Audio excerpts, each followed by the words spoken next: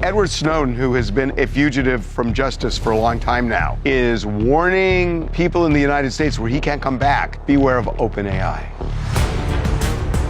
So back in June 2024, OpenAI, which is the company we all know is responsible for ChatGPT, they appointed someone. It is the retired U.S. Army General Paul M. Nakasone.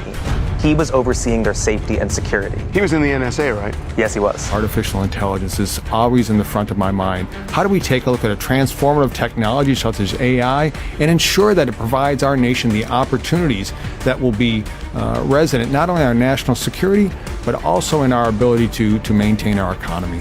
The issue with this is that it's usually a telltale sign that maybe something is shifting with someone like OpenAI or ChatGPT, where we can no longer trust what we're feeding into it because it is being scrutinized by the government. This is Snowden's concern. What he wrote on X, they've gone full mask off. Do not ever trust at OpenAI or its products, ChatGPT, etc. There's only one reason for appointing the NSA Gov director to your board. This is a willful, calculated betrayal of the rights of every person on Earth. You have been warned. What are they saying the purpose is for bringing him in the first place? It's for safety and security. But that could be benign. Look, Snowden is a mixed bag, but you can't take this away from him, and that is that he exposed things that the government did, the NSA specifically did, which was not just spying on foreign nationals and foreign governments. What we were building and what we were trying to store to a greater and greater distance every year was history's first permanent record of everyone's life. But the fact that they also spied on Americans and people on American soil, that is not okay. And the fact that we don't know that that's going on, and we wouldn't have known but for Snowden, it's something that we really need to think about, is that with this use of AI and technology and our cell phones and everything being tracked and all in the name of convenience, yeah, it's all groovy until it's not. Is part of the issue that somebody like him with his expertise, he could only help ChatGPT or OpenAI spy on us even better. It's about the history of motive. Right, and the question is this just a simple matter of what happens a lot, which is former law enforcement, high level, going to high profile companies because they want the best? Is it just that simple, or is there a dual purpose here?